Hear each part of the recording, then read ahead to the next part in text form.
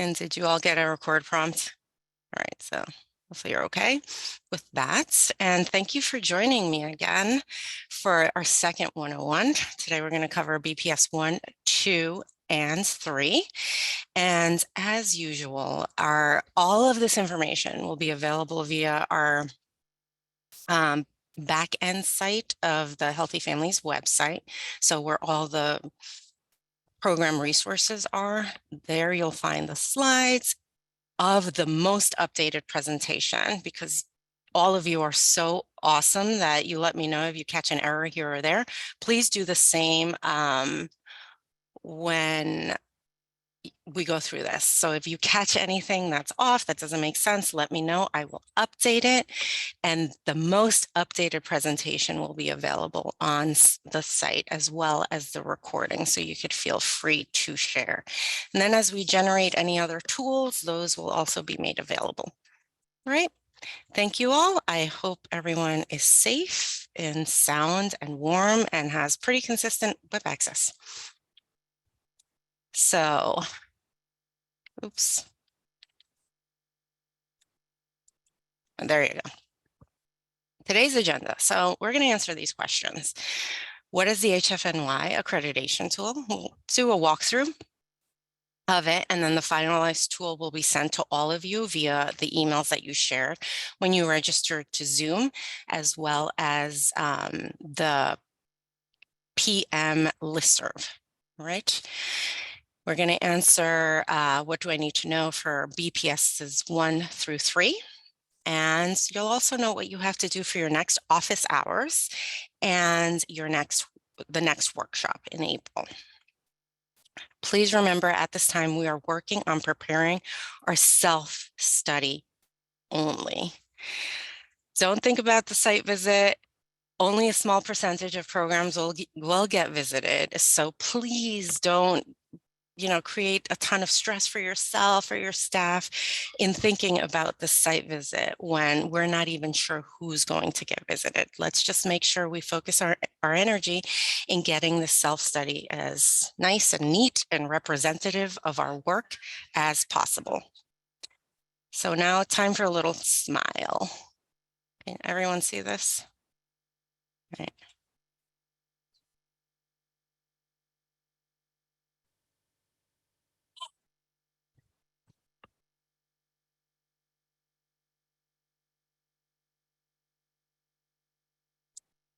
All right, so just wanted to give you all a bit of a smile today.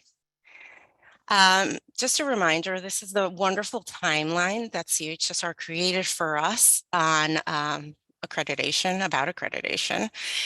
So it covers everything up to the CA site visit. It will get another timeline once we know what individual sites are going to get visited, right? So we've done January and February, those are complete.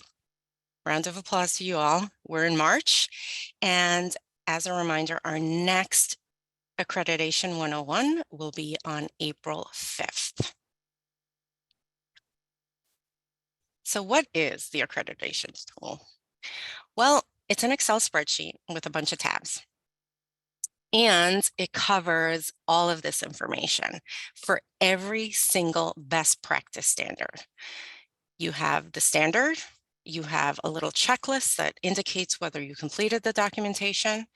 You have the type of standard that is on every row. So whether it's a first standard, a second, or a third order standard, it lets you know whether it's a safety or essential standard. So safety has to be met. If not good.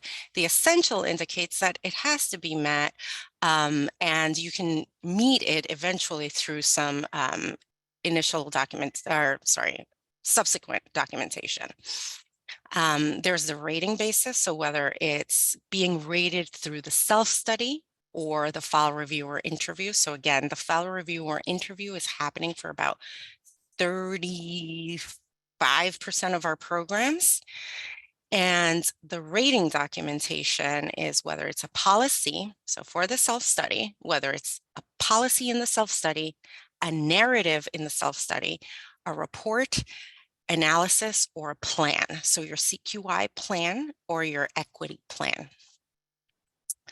And then recent practice is a review of the most recent practice allowed. And as I believe it was Melanie reminded us last time, recent practice is considered 3 months prior to when the date of whatever you're handing in, right? Then you'll have the title of the MIS report. So if there is an MIS report linked to that specific standard, you'll have the title there and you'll know where to go. And you'll have a briefish. I tried to keep it brief, but then I was realizing I didn't want to lose important details of what the rating indicator description actually is. So we'll go through all this. And here you'll find some tips as found in BPS. So I included tips that weren't necessarily found in the 8.3 manual. So this title is a little misleading. So in some resources that HFA kind of shares with all of us, I stuck those tips in there. And I also stuck some tips in there that were in the manual that maybe help us think a little deeper about the standard, all right? I didn't include all of the tips because for the most part, in some of those tips, we're already doing it here in New York, so I wasn't going to take up that space. And then we have narrative details from the table of documentation in the best practice standard. So a little bit of guidance around what your narrative should include. And then the final column is HFNY CA tracking. So this lets you know how you're tracked on an annual basis or quarterly basis by OCFS, whether it's tracked on the ASR, the site visit, or the quarterlies. So I like to point this out because the self-study isn't new to all of you. You do a self-study every year, and you do components of the self-study multiple times of the year. So it's not like you're starting with a blank slate, right? It's really about knowing where to go and then adapting what you have already created to best meet that standard, right? Now, let's walk through it a little bit. I'm going to stop sharing this and I will share my tool if I can find it. Here it is. All right. So can all of you see an Excel spreadsheet? Yeah, perfect. So when you open up your tool, I don't know if you can, let me try to minimize this a bit. So it's titled HFNY Accreditation Tool 2024 because this is for 2024 accreditation, even though you're doing the bulk of the work in 2023. So again, the titles are repeated here, and it gives you a bit of detail on what this guidance document is. Okay, so what I'm telling you now is kind of here. And as you notice in the bottom, there are a bunch of sheets. So we have our guide. This Claudia, cover, yes? sorry to interrupt. They're asking if you could just make the screen a little bigger. Oh, thanks. Yeah. Thanks, Isabel. Because yes, I cannot see the chat. So as I make it bigger, some of the text may hide, but it's okay. So this column and heading description is what we just went over. Okay, so each of the columns within each of the sheets, you'll see what they are. Okay. So again, this is the guide. This starts you off within the tool, and then you work your way through BPS1, BPS2, BPS3. That's what we're doing today. So I'm just going to open this up quickly. So BPS1, and I know I'm going to have to make this bigger because it's tiny. Oh, sorry, I'm hitting the wrong thing. There you go. Is that okay? Is that okay? That works for me. I don't know about anyone else. Okay. If anyone wants me to make it bigger, just please unmute yourself and let me know. So It's when you still open, really small. well, I don't want you to focus on the words that are here, all right? Just the headings for now, okay? I'll make it a bit bigger. All right. So as I mentioned, I went through all of those columns. Here you have the standard. So here you have standard 1. You know that you're in the BPS 1 sheet, the workbook. And this is your first order standard 1. And then you get to your second order standard. All right. So first order standard is about initiating services early, and then it breaks it down. So 1.1, which is the second order, is really about your description of eligibility criteria and community relationships. And then what gets looked at, what gets graded, is 1.1A, which is the third order standard, right? Here, you see that it's a third order. It's not a safety or essential. That's why this is blank. You know that the rating basis, what folks are going to be looking at, what the peer reviewers are going to be looking at, is your self-study. So this is part of the document that we're going to be writing up. And the rating documentation is a narrative, meaning you're pretty much kind of telling your story around these factors, your description of eligibility, your community data, etc. Now, as we move along, we see that there are no tips for this. We see that there is some narrative detail, and it says site eligibility criteria should be included in this narrative, as well as how these criteria were selected, the defined service area and the number of families, etc., etc. Your OCFS team tracks this via the ASR, so that extensive document you write every year, and also their site visit. So when you see the ASR, you know this is done. You have that. What you have to do now is copy and paste it into a separate document and make any tweaks that you need to make. The other component that you have here is this green highlight. Anything with a green highlight will let you know that we as OCFS will be providing you a bit of a boilerplate. So because we have statewide criteria for eligibility, we will give you that wording. Now your job is to make it your own by including more of that community data piece. All right. So we give you kind of like the general narrative, and you then make it specific to your program. So once you've done that narrative, once you've reviewed it, once you've compared it to the rating indicator and feel that you meet all of these, you can check it. And there you go. So you check it, and then 1.1A gets crossed off, you know it's done. Another piece of information that's really important, in the description here, you will see pretty much what you need to get a 2 or a 3.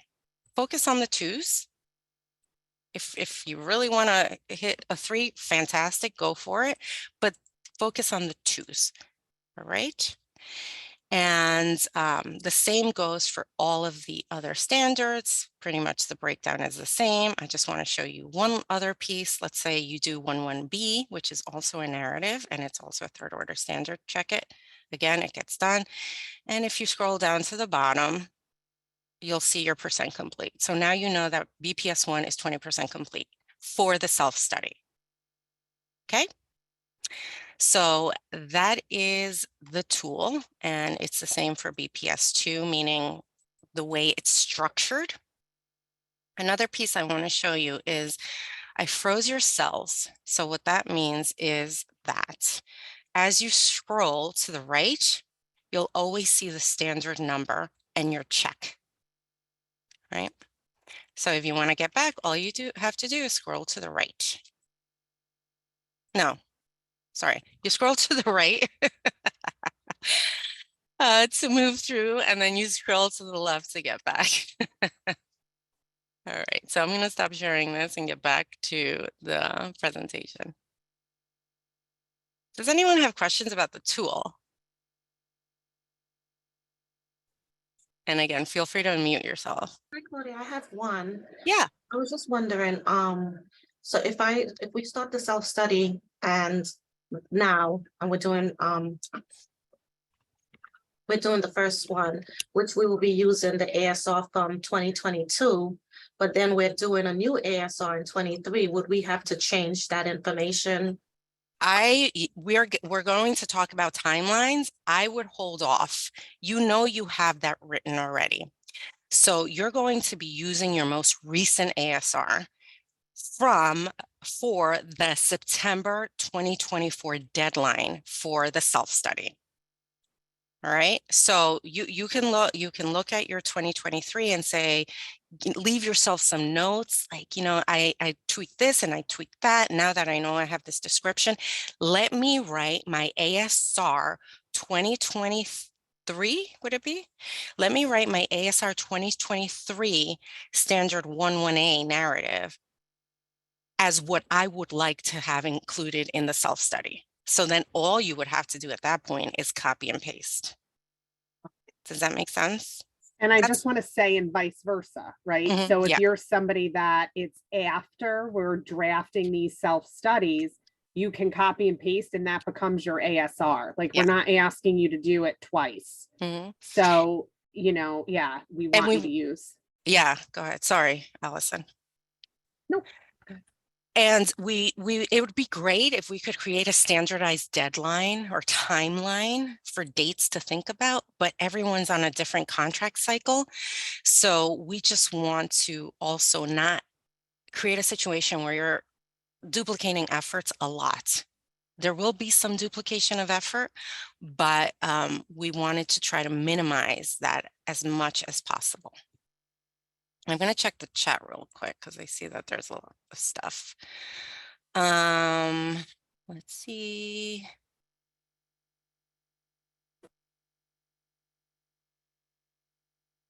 Okay, let me make it bigger. Yes, I apologize. All right, any other questions? Claudia, I have The a tool. question. Yeah, Sarah? I'm just wondering about dual sites and what that looks like. Do we need it separated for each county? Can we kind of make it one with the information from each county under each topic? I think for site purposes, right, Allison, you would need two separate ones if they're separate contracts. Well, not just it's not about the contracts, right? But like, for example, Sarah, yes, you would need one for Ontario and one for Yates because they're going to need their own self-studies because they're considered two different programs. Okay. Yeah. But again, the bulk of the narratives should look similar-ish, and then you'll just be tweaking the pieces that are very specific to the program. All right, so And the whatever new counties are not included in this. no. Okay, thank you. No new counties. My understanding is existing programs who are engaging in the child welfare practice, they'll be looking at that. But if you're an existing program not engaging in child welfare practice, but you're taking on a new county, that is not going to be included. So don't think about that. All right. Which gets me to this tool again. You will see specifically if a standard has, parameters or thinking about CWP, about child welfare. That will be noted in the description. Esther? Thanks for raising your hand. Yes, Claudia, can you clarify again? I just got into panic mode. And I got confused. The contracts that have a multiple site, like Clinton Franklin is one contract. That yeah, I requires misspoke. Whatever Allison said is what goes. Okay, so Allison, can you repeat what you said, please? Yeah, so Clinton Franklin is considered one site, right? Yes, So okay. one self-study for them. Sarah is a little bit different because in the HFA community, our HFA site assignments, there's two numbers for those programs, which is considered two sites for HFA. You are one for Clinton Franklin. Thank you. Mhm. Thank you for speaking up, Esther. And yes, if you feel a pang or a bit of panic at some point, please speak up, and we will try our very best to clarify that and settle you. Again, I cannot stress this enough. Your site visits are essentially a peer review visit every time. Your ASRs are essentially a self-study every time. You do this on an annual basis. Now, the only thing you're going to be thinking about is, all right, let's dig a little deeper and let's see how much do we meet this two criteria for these, right? It's like double checking. Any other questions before we get to our conversations about the BPSs? No. All right, cool. And just as a reminder, if you need to step away, bathroom break, whatever it could be, feel free to do it. If you feel like eating, feel free to do it. Annabelle Lyons, I see that your hand is up. I hope it hasn't been up for too long. No, it hasn't. The question is, and I realized there was a beautiful chart that was sent out last meeting regarding what parts of the pieces of this accreditation that we're working on. And so the big piece for me is, are we using the last service annual review to put into these parts, or are we going to be looking at adding the upcoming one? Sure. We'll get to that, but I'll cover it now as well. So your deadline for us at CA to review your self-study is in September. So when September starts rolling around, you're going to think about, okay, what was the most recent ASR I completed? And that's the one you're going to use that's where you're going to pull information for your self-study. Okay. Okay. Right, And then- Allison? Yep. And then I'll just add though, that if your ASR, right? So Liz just put in the chat, what if your ASR is due in September? It is the same thing. It's one in the same. Essentially, it's set up a little bit different, right? Because one document has to get uploaded into CMS. The other one is going to go into the SharePoint. But it really is taking that exact same information, and it's both the self-study and the ASR, those narrative sections. So there is no duplication. We are updating the ASR. We're pretty close to, we have most of it finalized. We are asking our REACH committee to take a look at the ASR to incorporate some of the equity, pieces into the ASR. But I'll say the shell of like the questions and developing those narratives are at a pretty finalized state. There was a work group that consisted of programs that worked together to update those components of the ASR. So that will be released in time when you're all ready to work on the ASR. However, what Claudia, had shared is that take your last ASR and you could start looking at it to say, what do I have? What could be added? Because you could start looking at the best practice standards and adding some things to it. But again, the point is you're kind of working on the self-study and the ASR as one. So it doesn't really matter when your ASR is due, because either you're going to have your self-study done first, where you're just going to plop that stuff into the ASR, or your ASR is going to be done first, and then you're going to plop it into the self-study. Okay, thank you. You're going to be doing a lot of plopping. I like that word. Do you? Because I was like, I don't know that I like well, that word. Yeah, I guess. I mean, I wasn't thinking of it that way. And then I think the other question is, where is the tool? The tool is not available yet because I still have to tweak a few little things. So once it's available, like I said, it will be on the staff side of the HFNY website, so the password protected side, and it'll be under accreditation. There's a tab for accreditation specifically, and that's where you'll find all of the PowerPoint slides for every presentation, all of the recordings for all of our presentations, and any tools that we create. Okay. And if at any point in time there are changes, if it's minor, I'll let you know so you can change it in your own thing, because I'm assuming some of you may start using it, and I'd hate to send you a whole brand new thing and then you're going to have to translate all of your information into it if that's the case. But the most updated versions will be available there too, but we will communicate if we're changing versions, kind of like HFA. But hopefully we won't have 3 versions of the tool. All right. Let's share. Okay. You're seeing the presentation? All right, some PowerPoint. So as you use your tool, keep track of areas you're not yet meeting.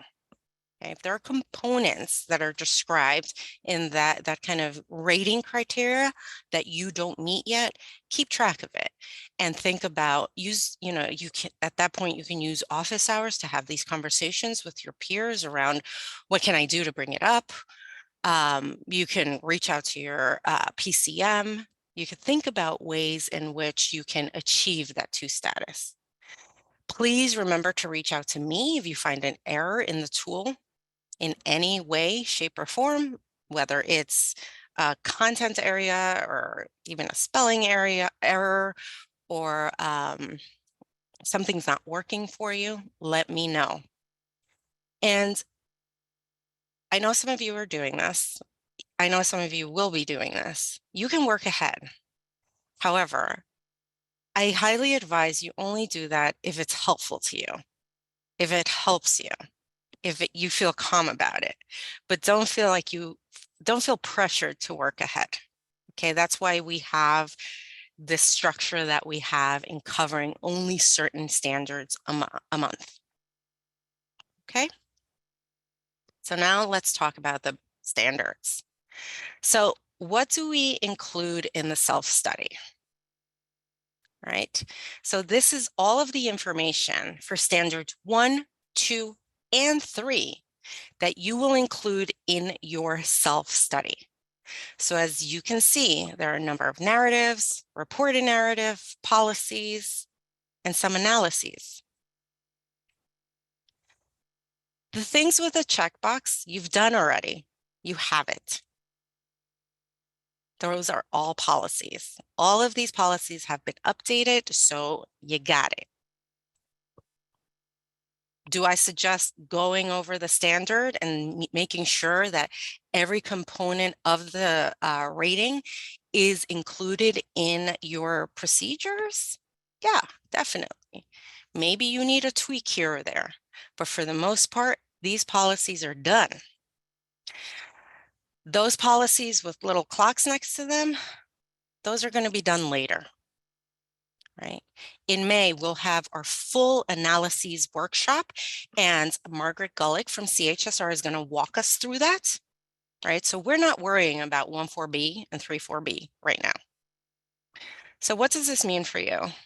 It means that at this point, thinking about best practice standards 1, 2, and 3, you're 38% complete. Okay. So let's look at the stuff you have to do. Just a quick, Start. sorry, Claudia, Yeah, go ahead. sorry, just quickly, I put it in the chat, but just if you're looking and you're like, oh, I want to update that procedure and it's already been approved, you still have to send that to your program contract manager so that they can look at any updates and approve that. Thank you, Allison, for that clarification. All right. BPS, we'll start with BPS 1, and specifically 1-1. So 1-1, we're going to do a bit of an in-depth walkthrough. I'm not going to do that for all of the other standards because we only have 2 hours. And I think that'll take up a lot of time. So 1-1 is essentially the description of eligibility criteria and community relationships. So what would you need for your self-study for the second order standard? So the things that are going to get graded are your 1-1A narrative, which is eligibility criteria for HFNY, your 1-1B narrative, which covers the formal or informal agreements for organizations that refer to your program. And if you're a CWP program, MOUs that you have with your LDSS. Your 1-1C is your report from MIS and a narrative, which covers tracking of referrals. Okay. So I know you're not going to be able to read. This is pretty small, but I wanted to pull the text directly from the best practice standard. So this is what 1-1A looks like when you open your best practice standards. Okay, you have the standard language. The site has a description of all of these 4 things. And it also points you to resources. So you'll see that Kids Count and Census.gov are hyperlinks. So in your PDF version of your standards, you can always click on these things and they should take you to the appropriate site. And then in 1-1A here, you have the intent. So why? Why are you doing this? Why is this important? Right? So every standard is structured in this way, where you have the standard and then you have the intent. So what do we need for 2? Well, for 1-1A, you need a description in your narrative of your eligibility criteria. And as a reminder, we're going to have that kind of templated boilerplate language for HFNY as a statewide system's eligibility criteria. So this is the kind of language you may have found in an RFP or any other kind of documentation that comes down from us. And then you make it your own by including community data information. So how do you specify more? How do you provide more specific detail about your eligibility criteria as a site? How do you use community data to determine these criteria? Okay, what is your geographic service area? And what is your capacity, projected capacity? So the total number of families that you will serve annually. Another piece that you will need to get a 2 rating is that you have reviewed this narrative with your community advisory board within the last 4 years and adjusted as needed based on changes in community and program infrastructure. Okay, so you would also talk about that review process. So in 2021, we reviewed our criteria. We decided to tweak it in this way because this number of families had moved out and we saw that the demographics of families were changing within our community. And this was approved by our advisory board. And this narrative is tracked in the ASR and in your site visit. So are there other ways that you track it within your program? Is there potentially more detailed information that occurs and that you have conversations about at staff meetings? For PMs, are there conversations that you have in your individual supervision when you're thinking about potentially tweaking criteria? What kind of information can provide more detail about how you are very reflective and conscious of the changes that are occurring in your community? And is it enough of a change to change criteria? Or are we determining that it's good and we're going to continue monitoring to see if we need to change criteria or adapt criteria? Okay. And at times, the best practice standards have examples of how the narrative could be worded. And 11A does have an example, and I've included it here.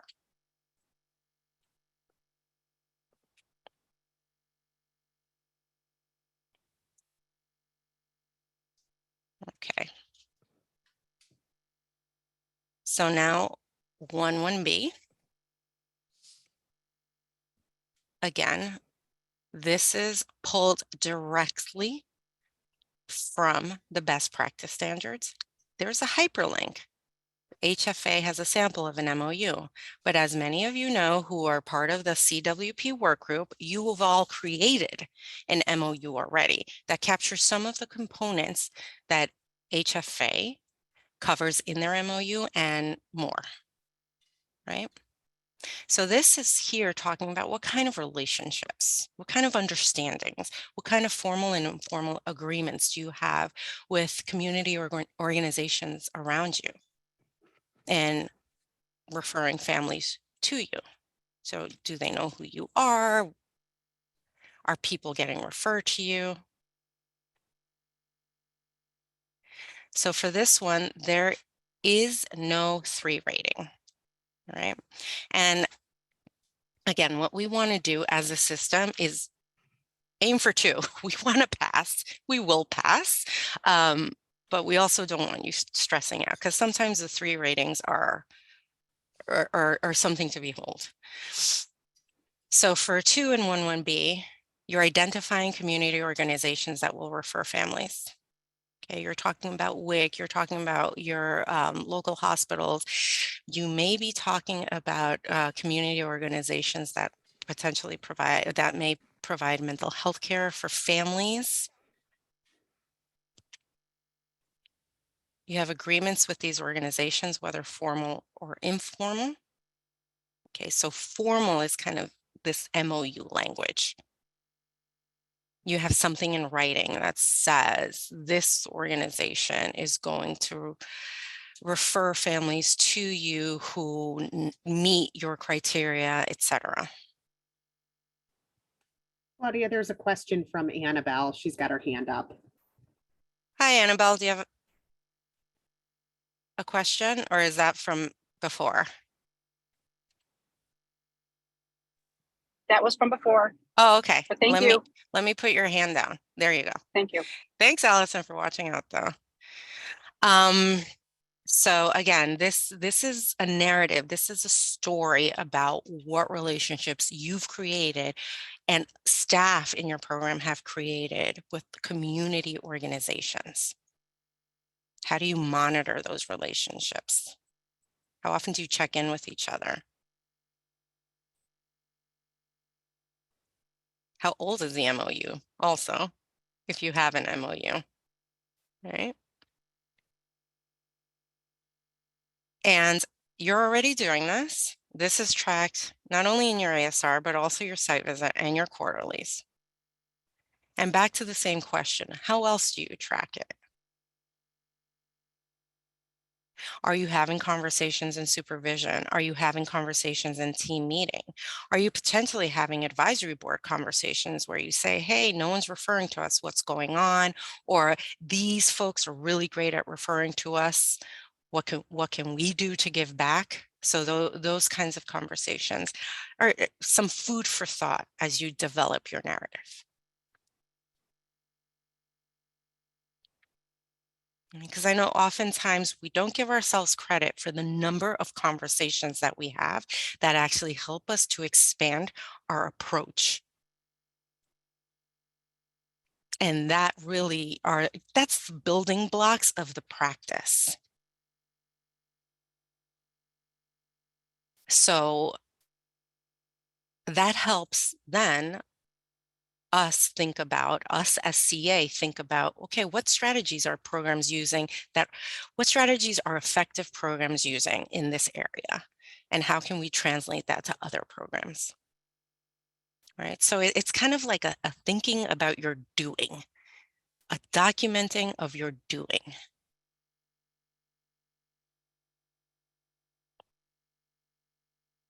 And like I mentioned earlier, 11B also has an example in the BPS. And it's a Babyville County example.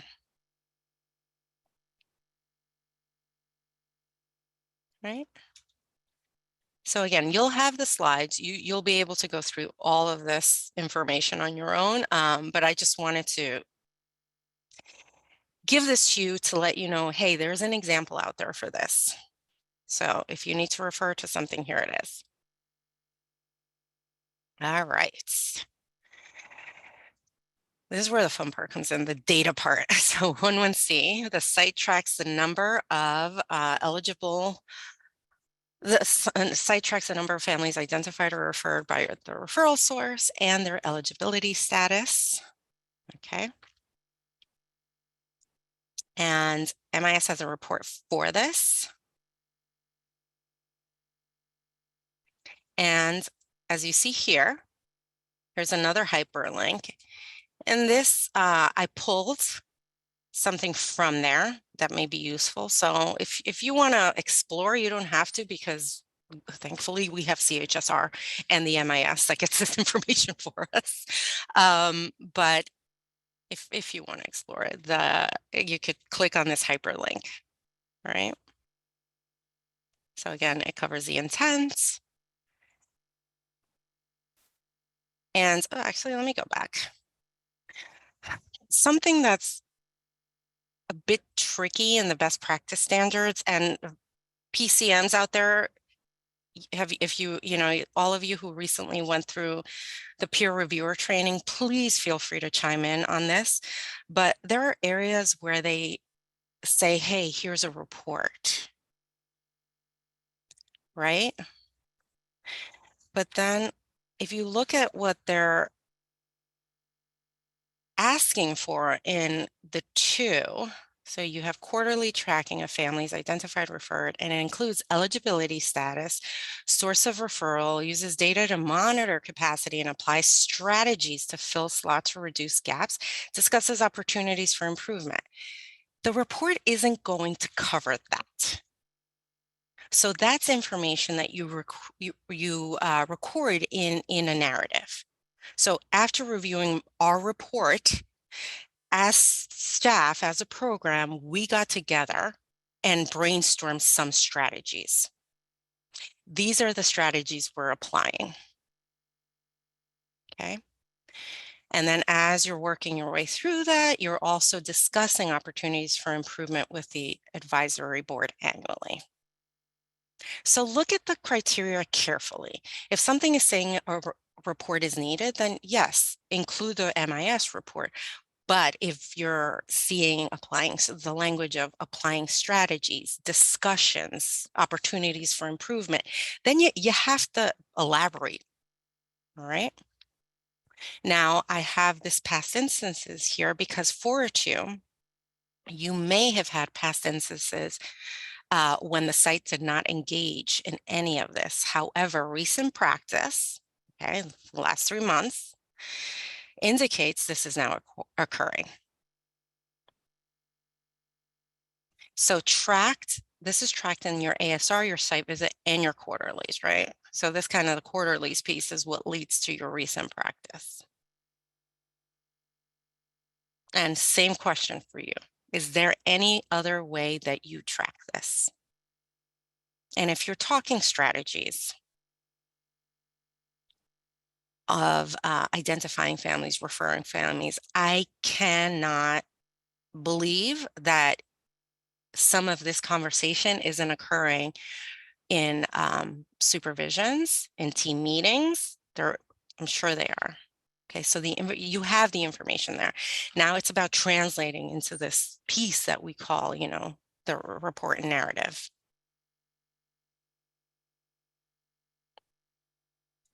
Anyone have any? Let's see. And then Roxanne, yes, quarterly reports capture this information. We'll get to that, Olivia. We'll get to the timelines. Okay, I got you covered.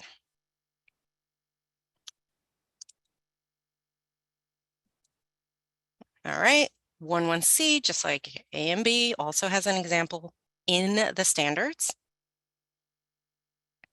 So here you have a report, and then it says, it gets into a bit more detail.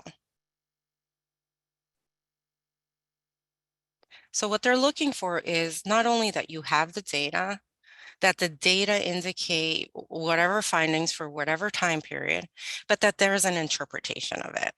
As a program, you know what the data are saying to you, and you're adapting your practice to improve it, or you're continuing your practice because your data indicate you're meeting the standard. All right.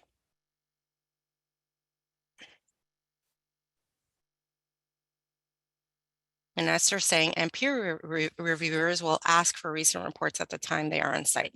Yes. Yes, and not that we have to get down this rabbit hole either, but not too much, please. Not too much down the rabbit hole. But you will, if you're a site that is chosen to be visited. So 16 of our sites will be visited.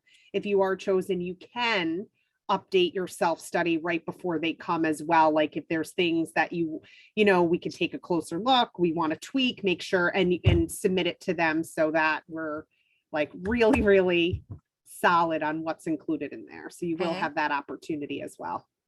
And just to let you all know, this same kind of support is going to be provided, if not more support, to the sites that get chosen. Okay. So you'll be seeing a lot of me. All right. Now, remember that hyperlink to, remember this little thingy? Okay. Dee, dee, dee. So in the HFA spreadsheet, there's a tip. And I think some of these questions they're pretty good. So things to consider when looking at your data. Be on the lookout for patterns or trends or anything that changes or surprises you. All right. Especially as you collect your quarterlies, like what has changed from one quarter to the next, to the next, to the next. Okay, this standard has a requirement to collaborate with your community advisory board to develop strategies to maximize existing program capacity and support family needs in the community. And then it lists a bunch of questions you can ask.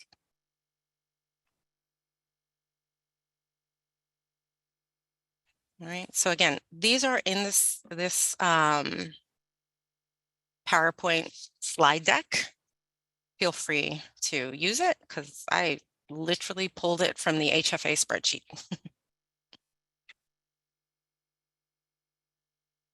And moving forward for any best practice standard where they have, again, HFA has some additional tips that are kind of floating around but aren't conveyed in the best practice standards, I will make sure to include them in our slide decks and also in the tool. All right, now we're moving from 1.1 to 1.2. Right, so this is a second order standard. Site ensures referrals are tracked and monitored. Again, the self-study requirements for 1.2 are the policy, a narrative, and a narrative.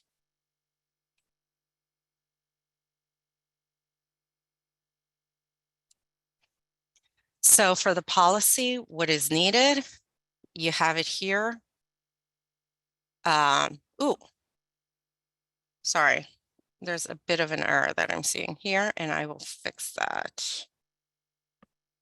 But this is totally wrong. What I wrote here at the bottom, not currently tracked by CA. How do you track it? No, it is. That was my error. So the slide deck that you get will be updated. I thought I had updated all of them, but I didn't. So I erroneously put this in here, but it does get checked. Your policies do get checked in your site visit. Whenever you make changes to procedures, you have to send them back to your PCM. And whenever as a system, CA, we make changes, then it's the same kind of process as when you write your initial original policy. Right. So make sure you check 1.2a for these pieces. If through this process, at any point in time, just going to stress this, you make any changes to your policies, you have to run them by your PCM, all right? So not like your new PCM, your buddy PCM, but your assigned PCM who comes and does your site visit because they need to approve it. All right, so I will make sure this is changed and that information is there. So 1-2B is a narrative again.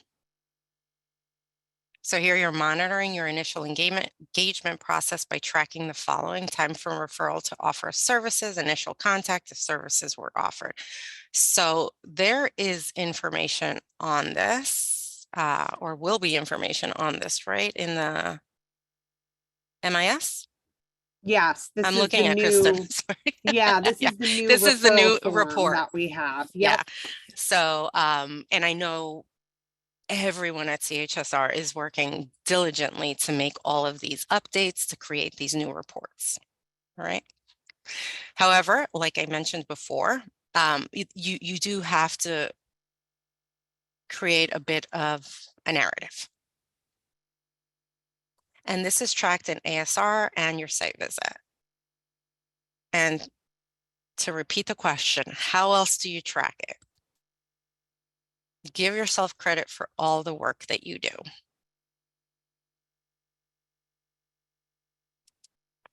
So 1-2C, the site develops strategies based on data from 1-2B to strengthen its initial engagement process, aiming to reduce barriers and provide equitable access, right?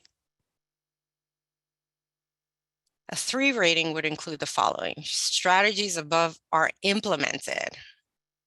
So you can have strategies and are in the process of beginning to implement them, but a 3 would mean you have the strategies and you've already implemented them.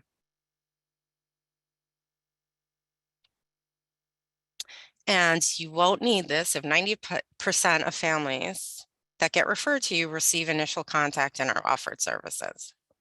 90%. So this is tracked in the ASR, your site visit, and your quarterlies.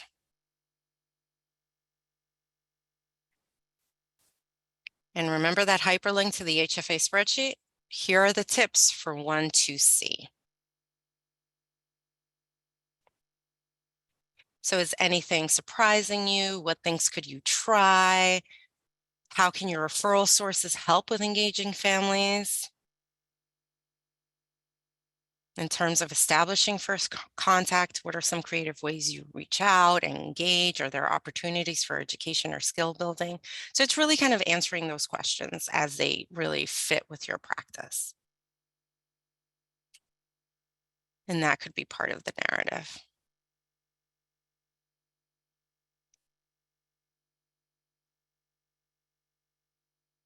Okay. 1-3 is your home visit occurs within 3 months of birth, which is standard, or 24 months, which is the CWP cutoff. And again, I'm going to go quickly through policy pieces. Your policy should match the standard, the criteria for 2. Give it a look. If it doesn't, if you're not seeing pieces of it, procedures that kind of don't, this is a pretty straightforward one though. But if you're seeing anything that needs to get changed, change it, but let your PCM know. And we track it, OCFS tracks it, your PCM tracks it via the site visit. Okay. 1-B, what is needed for 2? Right, and just as a reminder, 1-3B, our practice ensures family receive their first home visit within stated time frame. So 1-3B, your data actually indicate, MIS report that 80 to 94% of first home visit occurs within expected time frame. The blue, I put it in there because I thought it was interesting. It's not a requirement, but this is something that you'll find in the BPS. And it says that sites are encouraged to set goals, benchmarks for GA2B, which is CQI, when rates fall below the 80% threshold. And supervision time is used to focus on exceptions, reasons, and problem-solving strategies to increase rates. Okay, so again, it is not a requirement that you have a CQI plan for this, but it's something to think about.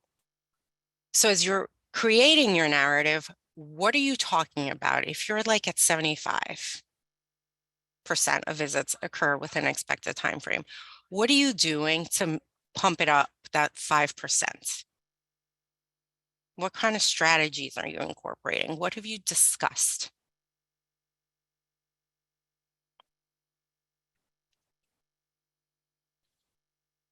And just a reminder, if you have any questions at any point in time, please raise your hands or just unmute yourself. All right. So 1.4, you have a narrative and an analysis. So this we're not going to do this time around, but we'll talk about kind of what you would need. Okay, so what is needed for a 2 for measuring acceptance rate annually? So you use an HFA spreadsheet methodology, which we use the methodology.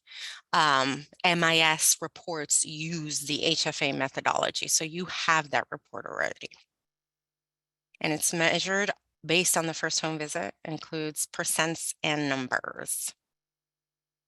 It is tracked in ASR and quarterlies. And how else do you track it? So I've got to tell you all, it's a little confusing because you have this. And then you have the kind of report that exists for CHSR through the MIS for all of you. All right. So just general rule for yourself. If there's a report that you're pulling from MIS, what can you do to better contextualize it for the peer reviewer? So what paragraph can I write to kind of explain what this report is showing? And what can I write that explains how I'm interpreting, or how my site, how my program staff are interpreting these data and thinking about strategies to improve?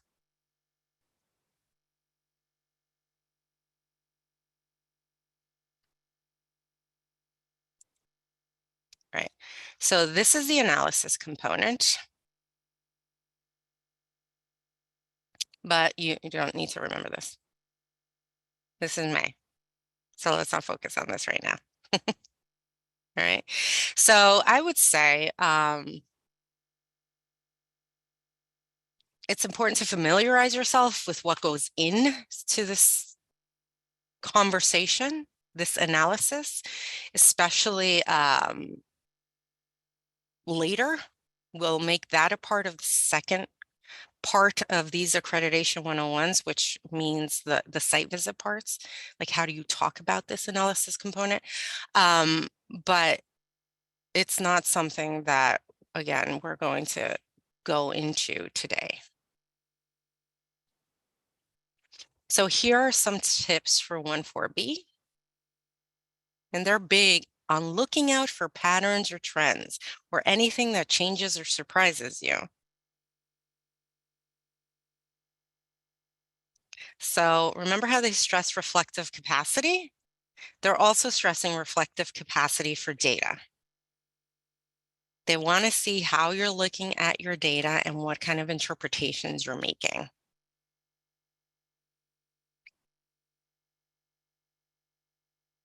And then based on those interpretations, what kind of changes are you thinking about? They talk a lot about factors. What factors are different for families who accept HFA service, what stands out to you? So always those programmatic factors, those community factors, those individual factors. And here they're using their own strategies, explore and wonder with others. So at a staff meeting, I noticed this. What do you think might be going on? And we're really good at doing this. Why do we think we're really good at doing this? And how can we translate that good practice to another group? Right, so be sure to document your analysis conversations, ideas you come up with, strategies you have implemented, and how they went. So again, that goes to that question that I've been asking you. How else do you track it? Because we know you do.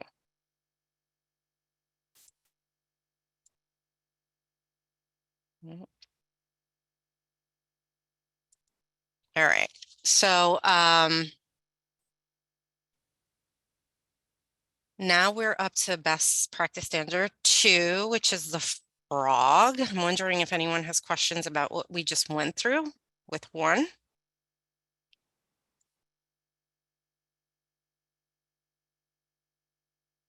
And again, I can't see if you're raising your hand, but if you're not, no worries. I'm looking.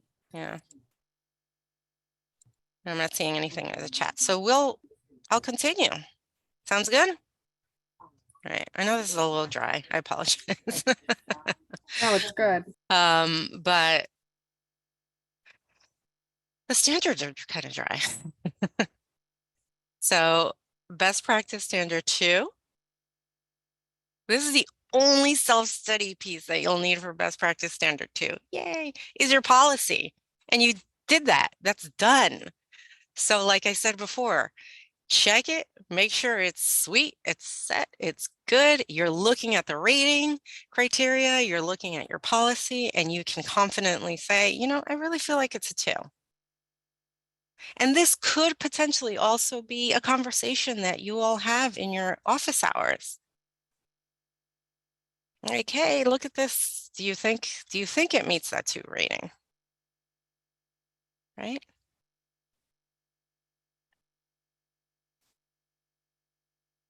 Again, it's tracked in your site visit. How else do you track it? So 3, we have a couple of policies, a lot of policies actually in this one, and then a report and an analysis.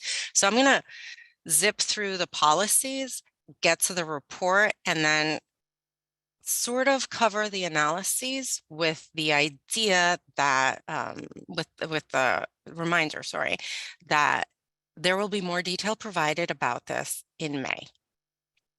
Okay, so 3.1a, you have a policy about services offered voluntarily. 3.2a, a policy there where there is pre-enrollment trust building. Policy 3.3a, there's post-enrollment creative outreach. All right. And I see a chat. Yes, frog practice must also be in accordance with policy. Yes. Okay. And a lot of those practice questions kind of come in, right, Roxanne, at the site visit? Yeah. So they'll be talking to your staff and seeing, okay, are we seeing that staff always know that services are voluntary? How are staff talking about how information is shared with families? Okay, that kind of piece. But again, that's later. But make sure your policy meets this. It's 3.1a and 3.2a. Again, make sure your policy is covering those variety of positive methods that are used to build family trust. And again, I don't know what happened. I felt I made those changes when I got an email today from Allison, but policies are tracked. They are tracked.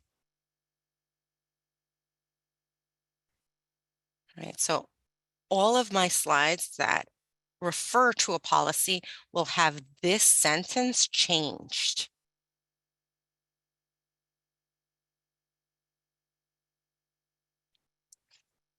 And 3.3a. So it's here.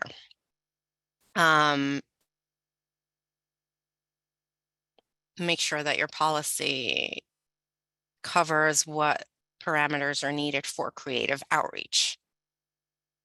And as you notice, for the most part, policies don't have a 3 rating. You either got it or you don't. There's no sort of got it. All right. 3.4a is another policy.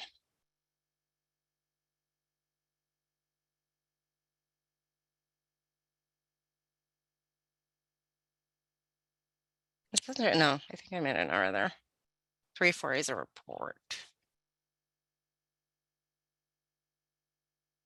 Right. So here, this is erroneous. You're measuring and analyzing retention for families enrolled during a single 1-year period. Again, MIS does this for you, and it does it in intervals. Now, how are you interpreting that information? Okay, tracked in your ASR and your quarterlies. And this is the analysis component. So this is the information that you will go through with Margaret.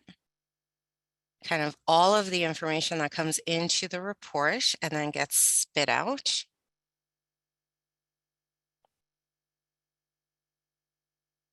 All right. So for the analyses too, it's not only about the numbers and it's not only about the report. It's not only about the big quantitative data, but it's also about anecdotal data. What are staff telling you? What patterns are they picking up? Think about conversations we have at regionals. Think about the conversations we have at statewide leadership. Many of you come and say, hey, we're noticing this in our community. And then because you share that information, we learn, all of us learn that you're not the only person who's been seeing that change. It could be something that's impacting the entire system or impacting a region. So that anecdotal information may quickly become big quantitative information that we will use to change up policies, to adjust practice in some component, to make a tweak. All right. So this information is really important. This information is the stuff you share again at your team meetings, at regionals, at statewide leadership. So maybe think about the past year or so, maybe take a moment and say, okay, this was what I shared about my community, about changes that we've seen. And have that kind of running notes for our self-study document for yourself to say, to know that that's something that you could go back to. So remembering how HFA in their tips is saying, you know, what patterns are you seeing? This is part of those patterns. All right. So again, this is for sites with 50 families and parameters for small sites under 50 families or larger sites more than 50 families. All right. And as a reminder, we're working on this in May. As I mentioned with the HFA spreadsheet, here they also have a number of questions that you can ask yourself.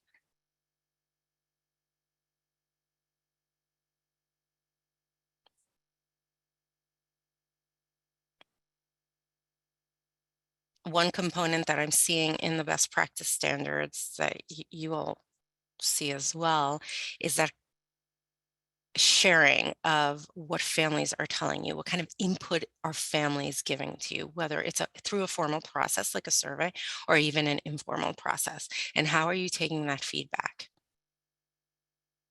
and adjusting services when it makes sense to adjust.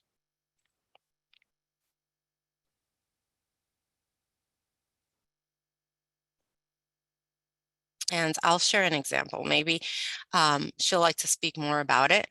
But one example that I can think of is, gatherings that a program would have, and families would say, I really enjoy this gathering, but when you have these gatherings, you don't offer appropriate options for us because of our dietary restrictions, right? So that may seem minimal to some, but it's very, very important if you are maintaining that relationship with families.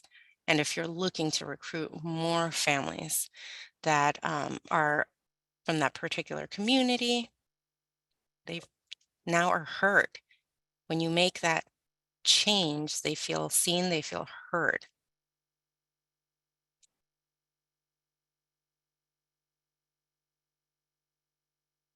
All right. So as I mentioned earlier, boilerplate language, essentially it's us writing a paragraph that covers information that you all use and could add to your self-study. So that language will be provided for 11A, which is eligibility criteria, for 14A, which is the measuring acceptance rate, so how we measure the acceptance rate, and 34A, how we measure retention.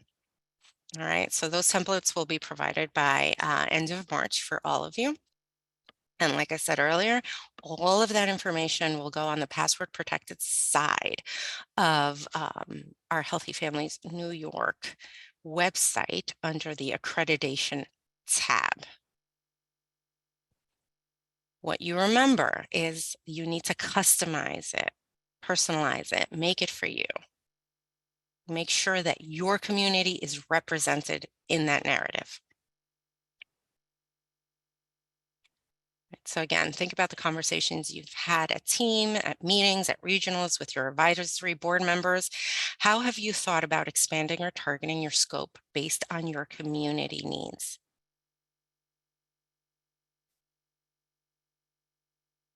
Okay, so this is the question we were talking about before.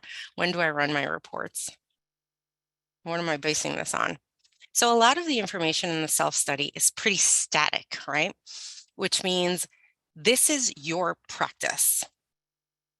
This is the policy static, things that don't require data for you to then respond to.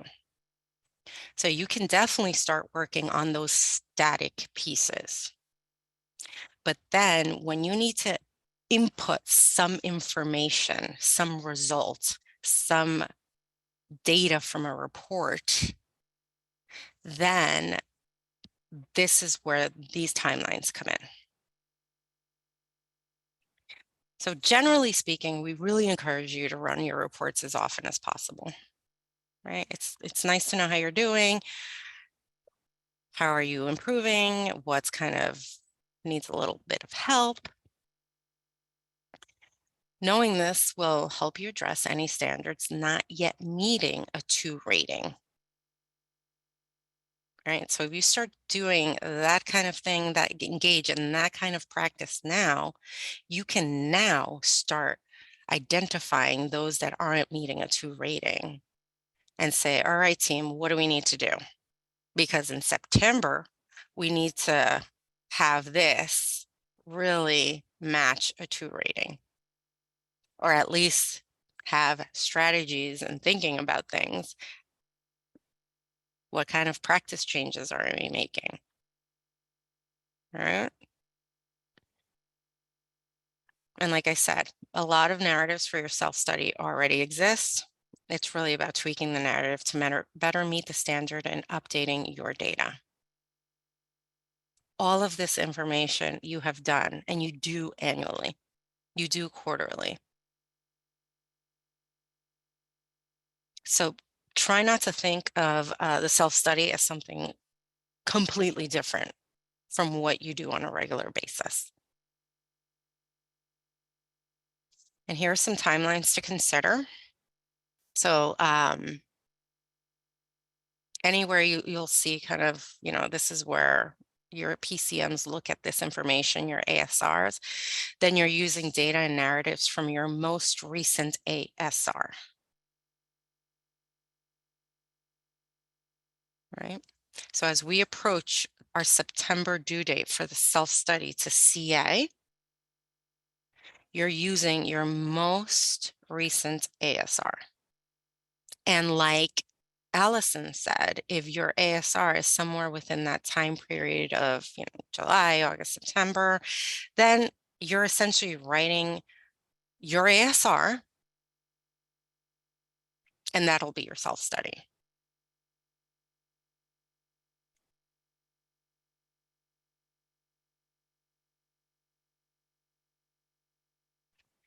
And your self-study for those October, November, it's about tweaking those pieces, and you'll have your ASR pretty much completed for the most part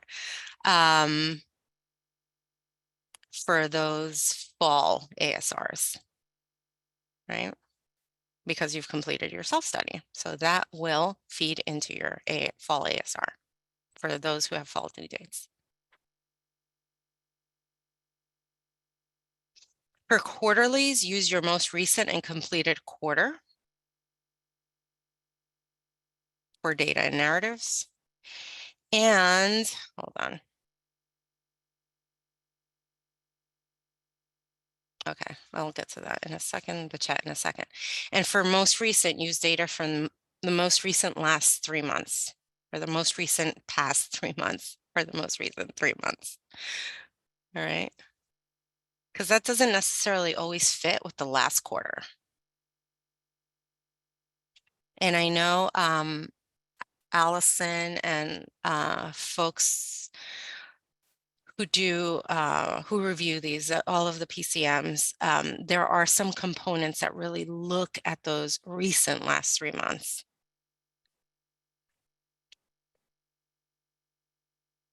Allison, I don't know if you want to talk a little bit more about that, or if any other PCM wants to talk I about that. think some of the big ones are the home visit completion rate, right? Mhm. So that is one that it is recent practice. It's not your last quarter. It's what had happened in the most recent 3 months that have been completed.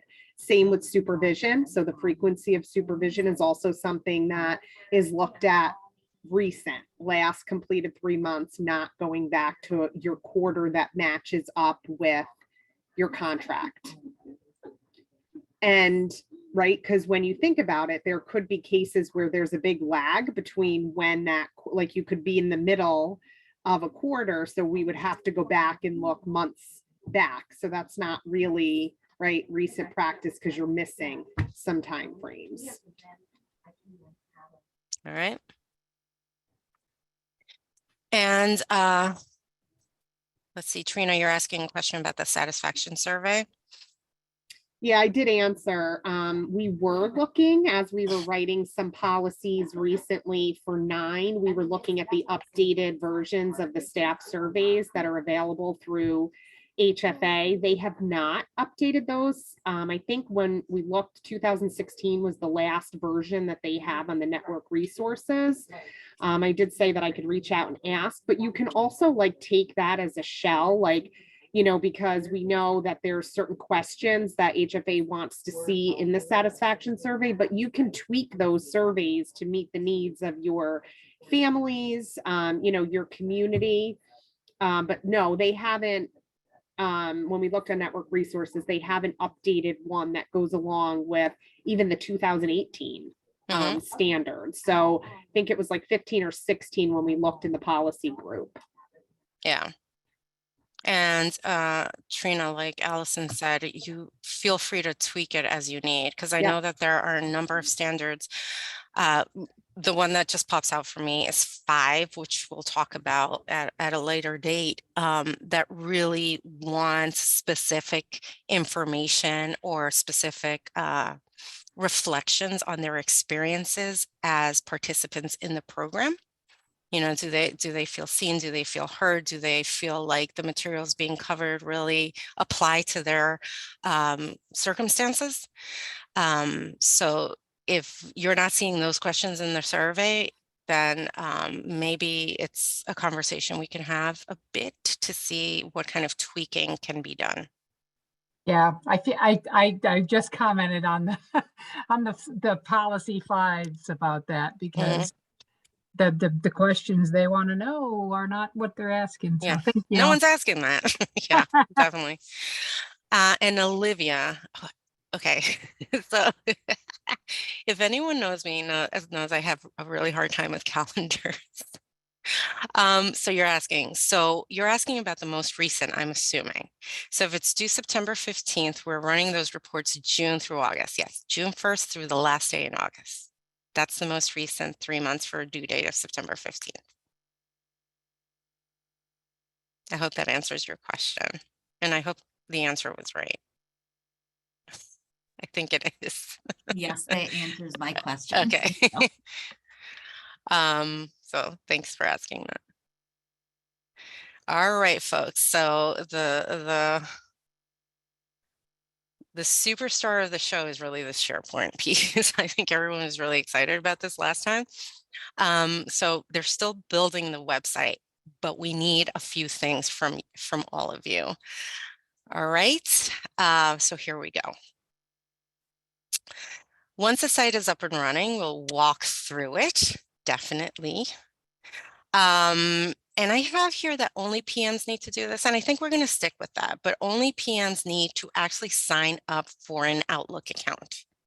Even if you have an existing Outlook account, you need to sign up for an Outlook account, and that, I don't understand the process behind that, but it has something to do with security and maybe agency security, OCFS security, kind of bumping up with your own agency security. So for that, just create your own personal Outlook account. Right? That's what OCFS is requesting of you all. And the information is in the next slide. Once you have signed up for an account, please add your information to the contact spreadsheet. So I'll be sending a link to the spreadsheet in an email with today's materials, okay? So it's going to be a Google spreadsheet. And hopefully everyone can open a Google spreadsheet and plug in information. So the information that I will need is that Outlook email and the program name that you would prefer in SharePoint. Because everyone has at least 3 different names in our system. It's a different contract name, potentially a different MIS name, and then a different name that you use. So I want these reports, these folders, your section in SharePoint to use the name that you prefer. Okay.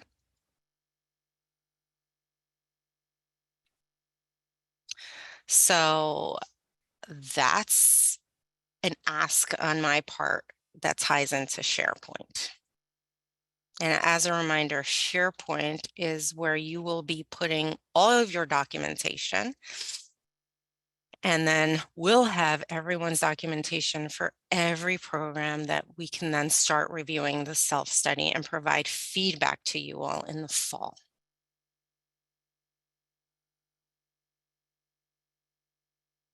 And it could be SharePoint, it could be another secure system through OCFS, but that we're going to use this kind of interface to share the self-studies with HFA. So no more going to the post office, no more thumb drives, none of that. All righty. Here's the link. Again, it'll be in the slides. And it's pretty straightforward. You'll see, sign up for a free account. All right. So let's talk about what you need to start doing now. As a reminder, smaller steps, reserve your energy and get you farther. And remember that we're here for you. So please reach out to us. And as a reminder, when thinking about standards 1, 2, and 3, you already have 38% done. Okay. So by your next office hour session, so this is with your colleagues, your cohort, your new PCM, your buddy PCM, come prepared to discuss your findings on the following. Right? Review your most recent ASR and quarterlies and determine if they meet the guidelines for a score of 2. Make changes as necessary. And I'm realizing this BPS 8.3 is a little confusing. It's not a standard, it's the version, right? So make sure you're using version 8.3. The same goes for 1.2, 1.3, and 1.4. Are you meeting the score of 2? If not, what changes do you need to make? Actually, the same also for 3.4.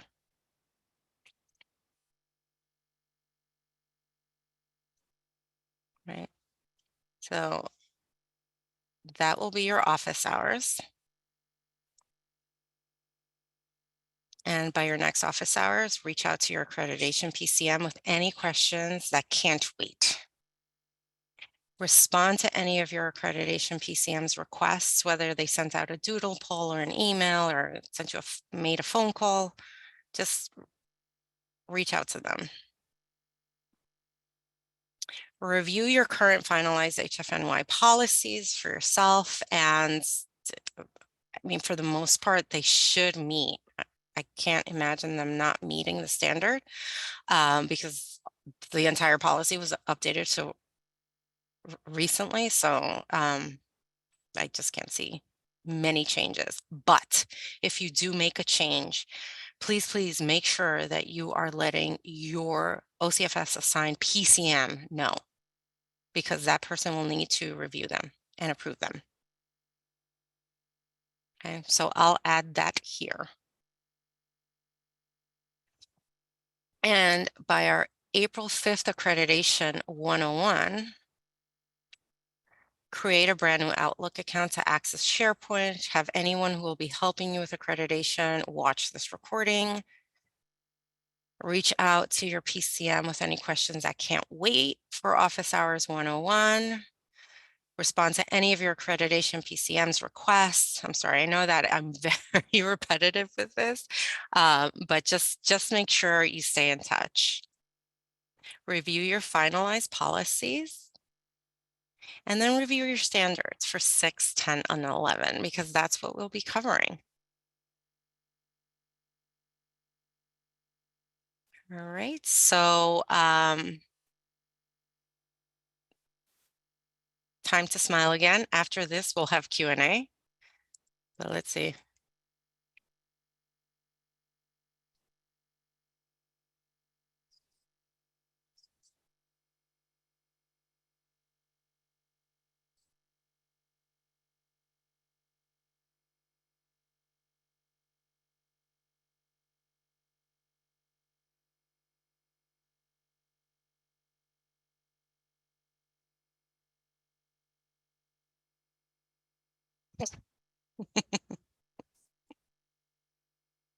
All right.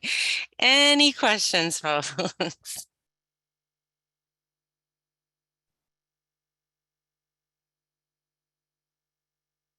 Claudia. Yes. Hi, this is Carol. Hi, Carol. I have a question about the final self-study that's due to CA on January 5th.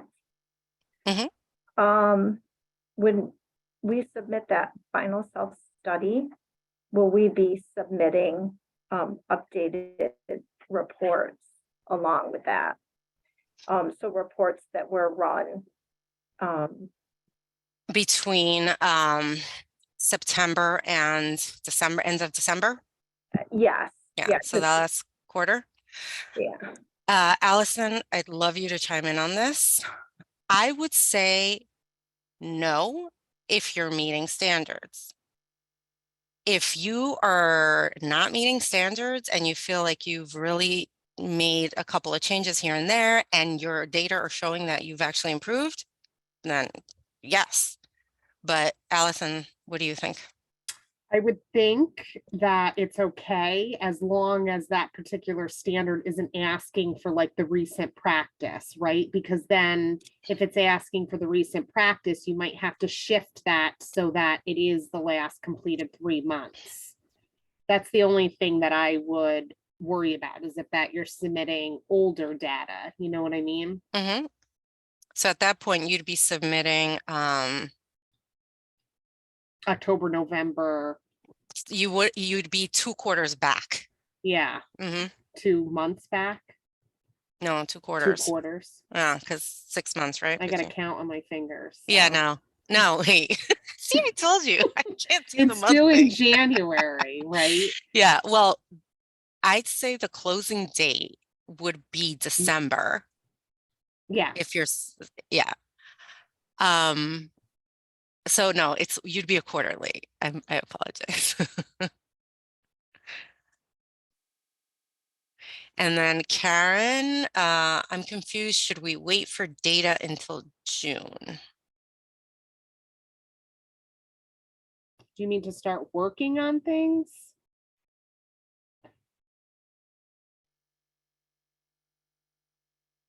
You can come off mute, Karen, if Yeah. that's helpful. Sorry, that's what I was trying to do. Yeah, I'm just wondering, like, if we start analyzing our current data, but we are gonna be pulling it for June, and for us, that's the timeline for our updated ASR. I wouldn't want to be doing too much analysis until we see what the most recent data is showing. Let me ask you something. How much do your data change from ASR to ASR? Oh, that's an expert question for Riza. But I mean, I think in general, we tend to meet everything at least a 2, so I'm not worried about that. But do you mean like changes in the population and things like that? Mhm. How much has it changed? Yeah, so think about your Yeah. last 3 ASRs. How different are they Yeah. truly from each other?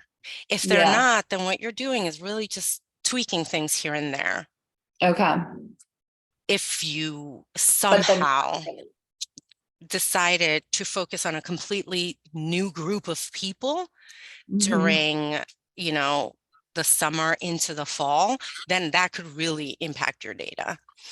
But It does seem like our data changes in terms of the actual numbers. Like, we're definitely updating all of our numbers, and our narrative includes the specific numbers. So that's, I just don't want to. So one strategy that we use as researchers is we track information that can be swapped out. So numbers, we would highlight them and say, all right, where do I need to update this number? Okay. Yeah, we generally do that. Yeah. From The one other- ASR to the next. It's just our timing is such that we're gonna have a brand new ASR in July. So it's like, once we work through that, then cutting and pasting to this tool should be more efficient in some ways. Mhm. Yes, and 2 things. One, when I think about what you would be working on now, if you're looking at community data, whatever's out there, like from the Department of Health, really shouldn't change all Yeah. that much between now and, right, like years go by and it doesn't change. So I think about some of those initial narratives where you're going to be looking at what's specific to your community data. And for it's the 2, fine. you need to have 4 reviewed it every 4 years. Right. Right. It's within, right? So I think that's fine. And we're not even looking at those analyses pieces for acceptance and retention until May. So when you think about if Okay. that's when you're going to start working on those analyses, those numbers will be pretty close for you for the ASR. And the other thing we can do is create, I'm not going to add another column to that tool to that spreadsheet because it's already big. But another thing that we can do is create a list of the standards that you may want to revisit right before your final self-study is due in the winter. Kind of, hey, look at this. Is it much different than before? Then change that. The goal is to try not to have you like doing things over and over and over. That's why we're trying to like meld this together so that the self-study becomes the ASR or vice versa. So they're not having to do a ton of like rewriting and things like that. Okay, yeah, that's why I'm sort of feeling like, because our timing for the ASR is after the new ASR is available, working on that one will really feed into this self-study rather than trying to do a lot of self-study right now. Yes. It's just that's our timing anyways. But you can start looking at some of, like we talked about, some of the stuff now, like for 1, 2, and 3, some of those narratives even. Like, what could I take from my previous ASR? What could I like start work, like just kind of looking at it? What needs to be changed? Like, what do I need to keep an eye out? And we're trying to also think about a way that while we're waiting for some of those other things to be finalized in the ASR, like the equity piece, are there things that we can share now as you're working on narratives for 1 to kind of let you think about some of the things that are currently in those new guidelines, so that at least you have like a preview and can start, you know, pulling that stuff together even before it's released in May as like a final template or guidelines. Okay, and just to confirm, Ryza needs to make a brand new Outlook email in order to access this template. Yes. I mean, this tool, which isn't available yet, but will be soon. Well, no. Ryza needs to create a new Outlook in order to access SharePoint, where she'll be able to upload all of her self-study documents. The tool is a guidance tool. Oh, so she can like pull it up and say, okay, does this cover this? Okay. Does 11A cover this? Does 11B cover that? Yeah. Okay. And kind of just check it off if she wants to check it off, and looking at that, she'll know how she's doing. Well, bravo to all the project managers. This sounds like a lot of work. Yeah. So I have a question. Oh, sorry. Yes. No, go ahead. Go ahead, Olivia. I have a question with creating the new email. So of course I was doing that while we are sitting here talking, and it just creates a new email. There's nothing else on it right now. Is that correct? That's my understanding. Yes. Okay. So I just create the email and I send it to whom? You send it to me. I'll share the Google spreadsheet link with all of you, and then you send it to me. Then our IT person links all of those new Outlooks to this SharePoint site. So then when you click on the link to our SharePoint site, you'll have to put in your information for that new Outlook account you've put in, because that's what's linked to the SharePoint. Okay. But that is still being built. Understood. So then did our name that we want to be called have to be our email? No. The name is not your name. It's the program name that you want used. So this is for all the folders.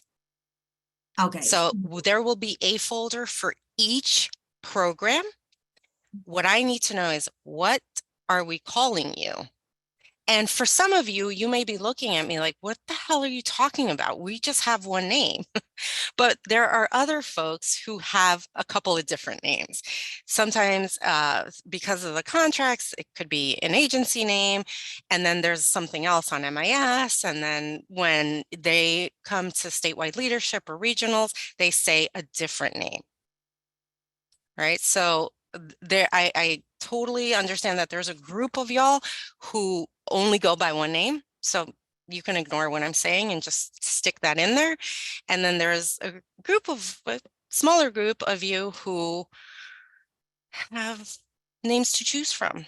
And which one would you like to see in your folder? Which one will you see and right away? Because I know sometimes when I'm scrolling through MIS for programs, I lose folks because they're called something else. An example, Buffalo. Okay.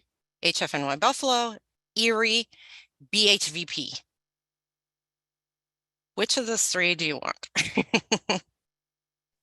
So just to clarify, I can make the email whatever I want to be. Yes. And then the name I want for the program is separate. Yeah. Okay, got it. Thank you. Yeah. I will just say, as like what could be helpful for accreditation is that you have your HFA name, which is usually the program name. So Healthy Families, whatever, right? I might recommend using that as the name that you're going with, because I'm just thinking if this is the format in which the peer reviewers are going to review, it might be easier, right, to make those connections rather than using like your agency name, you know, if you stick with your Healthy Families name for the purposes of the accreditation. And I have a list of what you're known as in HFA, which is generally just like your healthy, whatever your Healthy Families program name is. Does that make sense? Are we good with that? Because if we're good with that, all you would need to add is your new Outlook email. Yeah, why don't we do that? And then we Okay. can tie it to what they have. And I'm even wondering if it, like you have that identifier, the New York 001, whatever. Mhm. Like, I'm wondering if we can even include that for each of the sites so that everybody, like, it's your number and it's your program name Yeah. specific to HFA. Okay. Perfect. So what I'm going to do, just so then you have it, and when you see the SharePoint, you're like, oh, that's me. I'm going to create this Excel spreadsheet, or it's not, it's a Google spreadsheet. I'll create the Google spreadsheet that has your HFA name with your identifier. And then another column is going to be your new Outlook email. All right. So I think Meng Li is asking that. So I will send a link to that spreadsheet. All right. And Allison. Wait, Oh. I'm sorry. I missed something. This is Karen again. So they shouldn't just make up their own Outlook name. You're going to send us what it should be. No, the program name has nothing to do with the Outlook. The program name has to do with where you're going to be saving your stuff in SharePoint.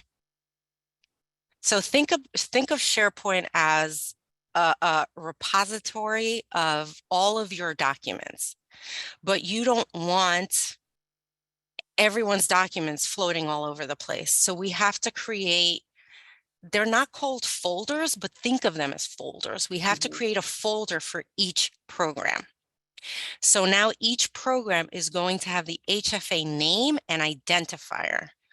Whatever you want for your Outlook email to be, it'll be, but it'll connect that particular person to that folder. So Riza will be connected to Bushwick. Got it. Make sense? I'd say for your Outlook email, your name, I don't know, or maybe, I guess something just not inappropriate. Yeah, they probably already have one with their name, so that we'll figure it out. Yeah. So Claudia, this is Meng Li. Hi. Just very quickly, are we sending you that? I think I missed what you said earlier. Are we sending you that email as soon as we created one? No, you're going to wait for the spreadsheet link and then you put it in there. Oh, okay. I just want it all in one place. Yeah, that's so then I better. can send that to the IT person and she will upload all of those emails and connect them to the HFA program name with identifier. Oh, that's perfect. Thank you.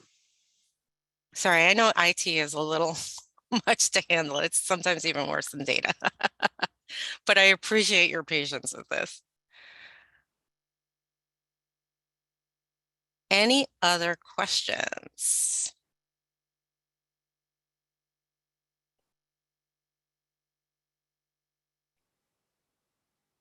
No, then you have 14 minutes of your life back. I appreciate everyone who attended. And again, thank you so much, Carly, for putting your